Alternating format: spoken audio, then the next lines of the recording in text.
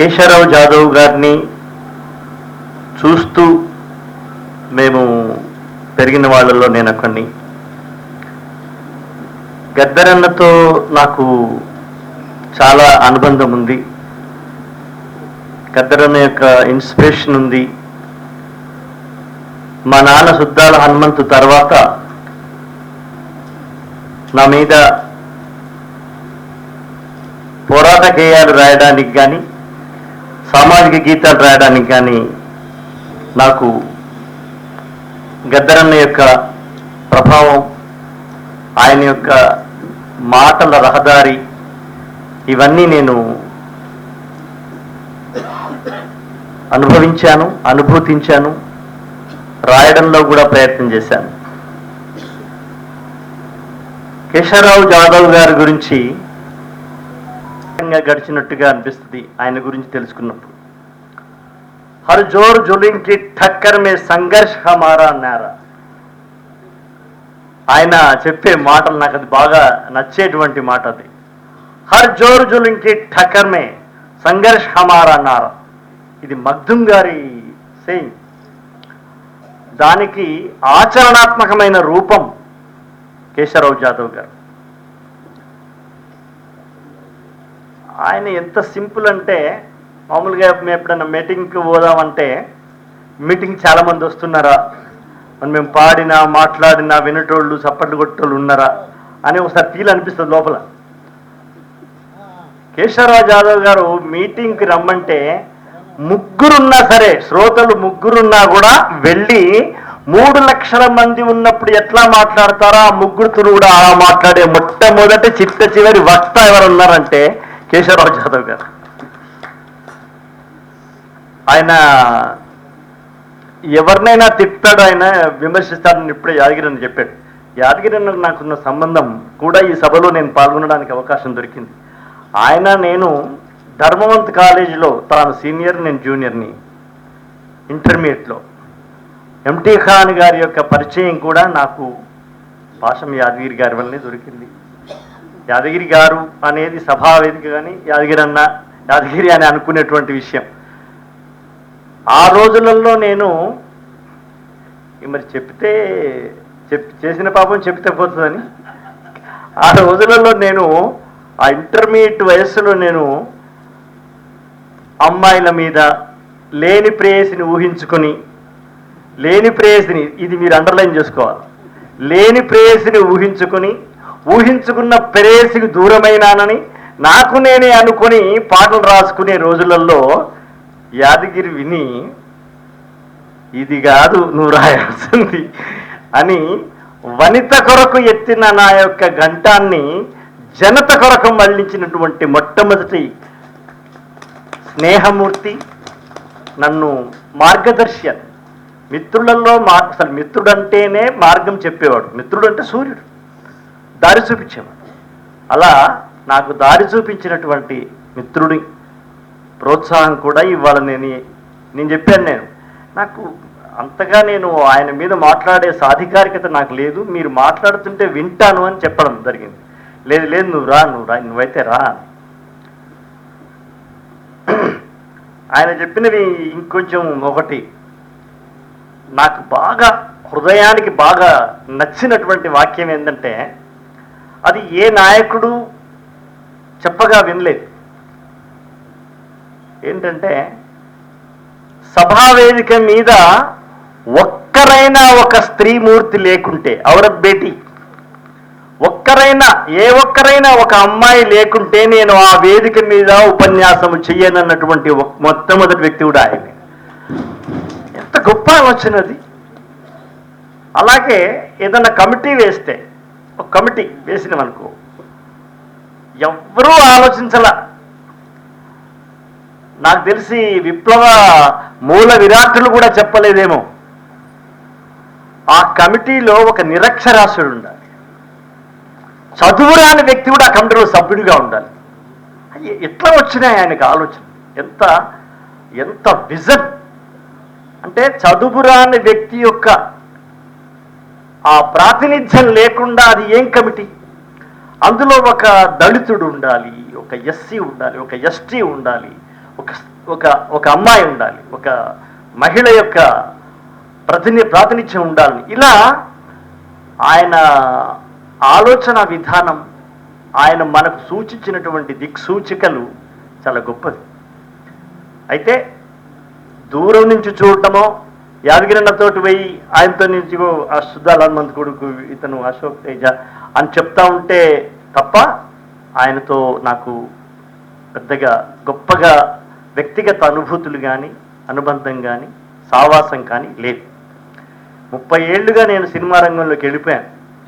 30 ఏళ్ల క్రితమే నేను సినిమాలకు వెళ్ళాను కాబట్టి ఉద్యమాలతో పూర్తిగా అసలే సంబంధం లేదంటే ఉంది.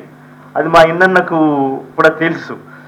కానీ టోటల్గా నేను సినిమా రంగంలో వెళ్ళాను.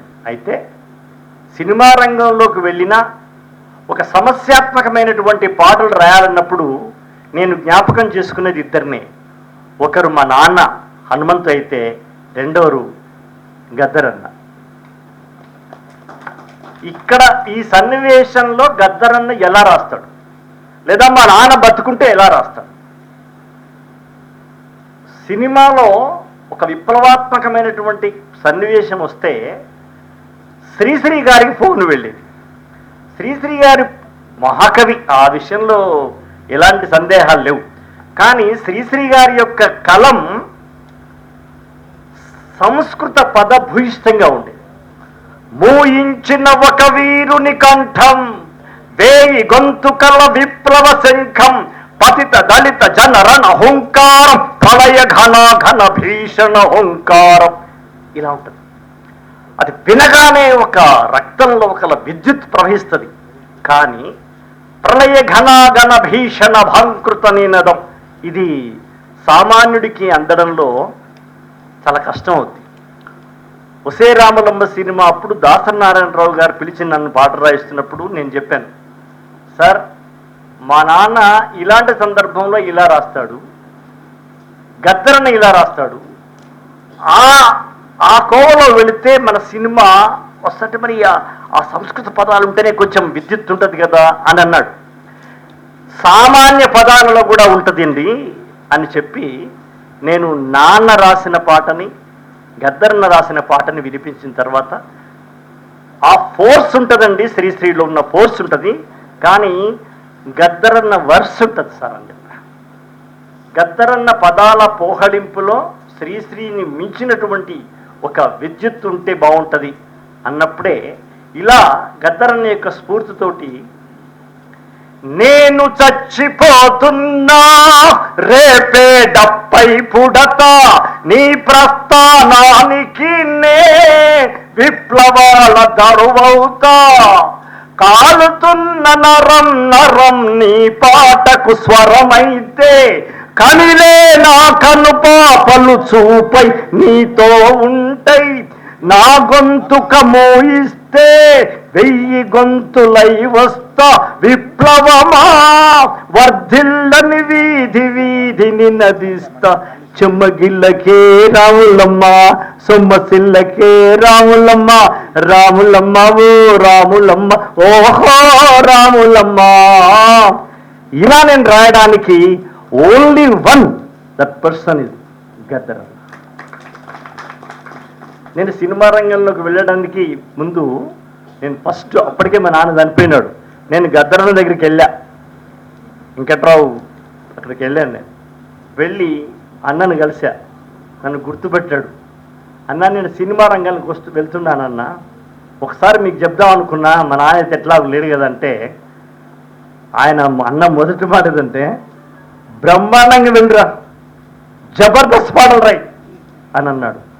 అంతకన్నా ముందే నీ పాదం మీద పుట్టుమచ్చనై చెల్లెమ్మ, తోడ పుట్టిన రుణం తీర్చుకుంటనే చెల్లెమ్మ అని ఆయన ఒరే రిక్షాకు పాటలు రాసిన తర్వాతనే నేను ఆయన అదే పిక్చర్ లాస్ట్ అప్పుడెప్పుడో మా భూమి రంగుల కళ తప్ప తర్వాత ఒరే రిక్షాలో ఆయన రాసినాడు.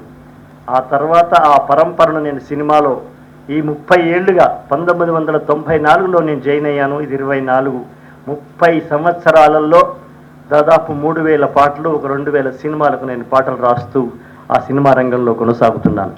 ఆనాటి వసేరాములమ్మ నాకు ఒక టేకాఫ్ అయితే, మొన్నటి ఆర్ఆర్లో కూడా గద్దరన్న ప్రేరణ మీకు చెప్తాను. కొమురం భీముడో కొమురం భీముడో కొర్రాసు నెగడోలే మండాలి కొడుకో అని రాయడంలో ఒక కనిపించినటువంటి ఒక దారి ఏంటంటే మదన సుందారి అన్నటువంటి దోవ. ఆ దోవను తీసుకుని నేను చాలా ప్రళయ భీకరంగా ఒక త్యాగపూరితమైనటువంటి ఒక వీరుడు మాట్లాడే మాట మీరు ఆ పాటలో చూస్తే అనేకమైన చురకలు, కొస మెరుపులు ఉంటాయి. కాల్ముక్త బాంచేనని వంగితోగాల, కాల్ముక్త బాంచని అనిపించుకున్న వాళ్ళు దొరలే, కాళ్ళు మొక్కుతూ బాంచనిగా ఉన్న వాళ్ళు ఉన్నారు. అప్పుడు నేను సినిమాలో పాట రాస్తున్నప్పుడు అప్పుడు ముఖ్యమంత్రి కాబట్టి అవన్నీ తెలిసేలాగానే కాల్ముక్త బాంచేనని వంగితోగాల కారడవి తల్లికి పుట్టనట్టేరో జులుము గద్దెకు తలను వంచితోగాల తుడుము తల్లి పేగుల పెరగానట్టేరో చర్మములిచే దెబ్బకు పంటోగాల చిలికే నెత్తురు చూసి చెదిరితోగాల బుగులేసి కన్నీరు ఒలికి తోగాల భూతల్లి సనుబాలు తాగానట్టేరో కాలువై పారే నీ గుండె నెత్తూరు కాలువై పారే నీ గుండె నెత్తూరు నేలమ్మ నుదుట బొట్టయింది చూడు అమ్మ కాళ్లకు పారాణయింది చూడు తల్లి పెదవుల నవ్వై మెరిసింది చూడు కొమురం భీముడో పుడమి తల్లికి జనమా అరణమిస్తివిరో. ఇలా పూర్తి చేయండి. పుడమి తల్లికి జనమ అరణం ఇవ్వడం అంటే కుటుంబానికి సెకండ్ ప్రాధాన్యత ఇచ్చి మొదటి ప్రాధాన్యత సమాజానికి ఇచ్చినటువంటి ఆ ఇద్దరు కూడా పుడమి తల్లికి జన్మ అరణం ఇచ్చినటువంటి వాళ్ళుగా భావిస్తూ ఆ ప్రేరణలో నేను ఉన్నంతకాలం, నా కలం ఉన్నంతకాలం, పాట రాస్తున్నంతకాలం ఒక సుద్దాల హనుమంతుని, ఒక శివసాగర్ని, ఒక గద్దర్ని వాళ్ళ సందర్భం వచ్చినప్పుడు ఆ ఉనికితో, ఆ యొక్క స్ఫూర్తితో ఆ దారిలో నడుస్తూనే ఉన్నాను. సినిమా మాధ్యమం ఒక్క క్షణంలోనే కోట్ల మంది హృదయాలకు వెళ్ళిపోయేటువంటి ఏకైకైన పవర్ఫుల్ మీడియా సినిమా. శ్రీశ్రీ గారు ఉపయోగించుకున్న ఆ మాధ్యమాన్ని నేను 30 ఏళ్లుగా ఉపయోగించుకుంటున్నాను. ఇక ముందు కూడా ఉపయోగిస్తాను. అప్పుడప్పుడు ఇలా మీలాంటి వాళ్ళ యొక్క కరస్పర్శతో, స్వరస్పర్శతో నన్ను నేను పునీతం చేసుకుంటానని వాగ్దానం చేస్తూ నమస్కారం.